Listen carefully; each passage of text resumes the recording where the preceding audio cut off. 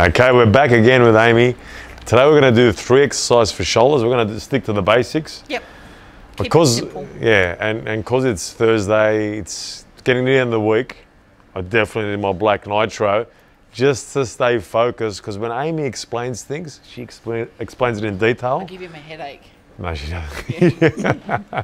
Sometimes I get a headache. She just said I had a creepy smile, guys. So I'm not happy about that. But if I do, please let me know and I'll take the creepy smile out. Let him know in the comments. Beautiful. Let's go. Let's go. We're just going to start off with 2 shoulder press variations. This is for someone who is new to a dumbbell shoulder press. So it's the safest variation based on no injuries. So I'll get Metz to start, lift the weight up. So he's actually going to keep the hand or the wrist in line with the elbow the whole movement. So as he comes down, perfect, yep, and if you just stop here, see how his elbows are slightly lower than shoulder height, perfect, and then push straight up to the ceiling. So this is a shortened range of movement based on someone that's new to this exercise. And the idea is he's watching his wrist and elbow in the mirror, keeping them both in alignment, nice and straight. That's it. And you can do 10 repetitions of this weight. If you can talk while you're still training, it means you're not training hard enough. All right, the next one is keep it in alignment, but you're going to drop the elbows lower at the bottom and also touch the weight together at the top. So we're increasing the range of movement for the delt. That's it, all the way down. And just a tip, when you get to the bottom, it's not a bounce out of that movement. So as you can see, Metz, yes, hold, but squeeze. As you can see, when Metz gets to the bottom of the movement, he's still flexing, like he's not just resting. It's a tense hold at the bottom. That's it. Yeah. Perfect. And there you have 2 variations of the shoulder press exercise for people that are new to dumbbell shoulder press. Beautiful, this one here. Yeah, so this is the first variation of a lateral raise, and as you can see in the mirror, Metz actually has his hand slightly hold higher than the shoulder joint. That makes it easier. If you want to make it harder and you want to put more tension on the lateral head, what you need to try and do is imagine that you're lifting like a coat hanger, so the hand ends up being lower than the shoulder, but you can't go any higher. That's it, perfect, perfect. That's it. So that's going to target more so the lateral side. And just to revert to the other one where the hand comes up higher, so you have to externally rotate like that. See how the height of the hand is higher than the shoulder? Yep. So that's going to target the lateral head as well, but it incorporates the anterior deltoid or the front of the shoulder too. Would you recommend, so I'm doing 3 or 4 sets, do 2 sets one way and then 2 sets another way? It depends. If you're going for general fitness, then yes, that's perfect. However, if you're going for hypertrophy, like you want to actually grow that muscle, you're probably better off doing 4 to 6 weeks one way and then 4 to 6 weeks the other, because it's more important that you get more volume for that one particular thing for more growth, like faster growth. There you go, that's good. That's a good tip. Yeah, absolutely. What's the next one? Oh, there's heaps more. Oh, shit. Mind you, he just did 2 kilos, so he can go way heavier than that. Let's do a proper set. Proper set. So to start with, I want you to do the harder one, which is the coat hanger one. That's it. So you're looking in the mirror to keep your wrist lower than the shoulder. The shoulder needs to be the highest point. So keep rotating, that's it. How many is that, 5? 6. Go for 8. Yep. Up for 8. That's it. Now you're going to slightly rotate, so externally rotate where you're taking the thumb towards the ceiling more, so you can get your hands higher. So remember, this is more front and lateral. 3. Last one. 8.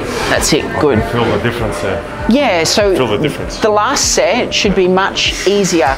And it's basically because you're using more muscles, so you're not isolating with the coat hanger one muscle. When you turn this way, you're using 2, or more likely to use 2. So it becomes easier. 100%. So after you're fatigued, you can get more reps out for the lateral side.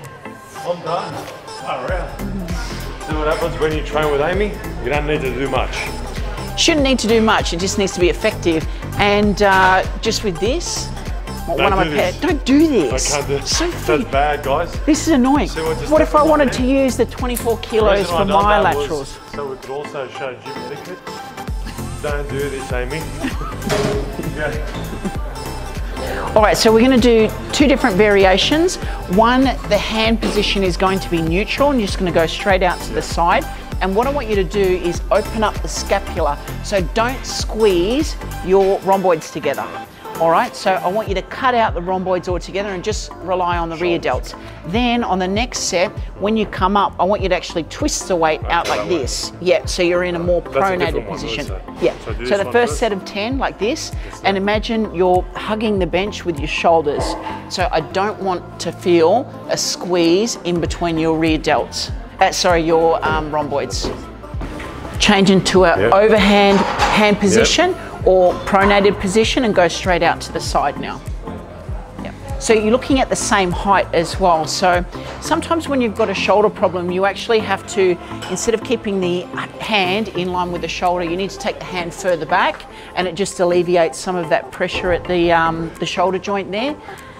But if not, if there's no issues, as much in line as possible when your arms are coming out to the side. Can you start to see he starts to use his rhomboids at the back? His scapula's squeezing together. As you get tired, you'll start to do that. So you've just got to keep thinking, keep opening it up. That got me. Yeah.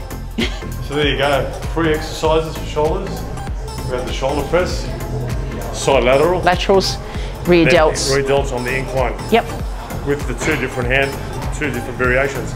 Would you do those 2 different variations in the one workout? Again. It depends on your goals. 4 to 6. Exactly. So you might find that one is a lot harder than the other. So maybe you spend a full 4 to 6 weeks doing that one. And generally speaking, the pronated grip is going to be the most common. So maybe try the neutral grip, because the neutral grip externally rotates at the shoulder joint, which is quite good for people's posture. So if you're quite rounded like that, I would say the neutral grip to start with. There you go, guys. We'll be back next week with the amazing Amy Fox. If you don't like episodes like this, we don't really care, no money, joking. We hope this brings you guys value, because shoulders is an area that a lot of people sort of lagging, or they want to know what to do. And like what you said before, stick to the basics. Stick to the basics, and no one knows shoulder pain better than me. I've had a really rough time with my shoulders, and I've just had to come up with these slight variations so that I can actually get some kind of growth and development in that area and avoid pain. So I'm really big on keeping it safe, keeping it smooth, and just doing the exercise very effectively. You can still get a good burn with a light weight, it just takes longer. There you go, guys. We'll see you guys next week.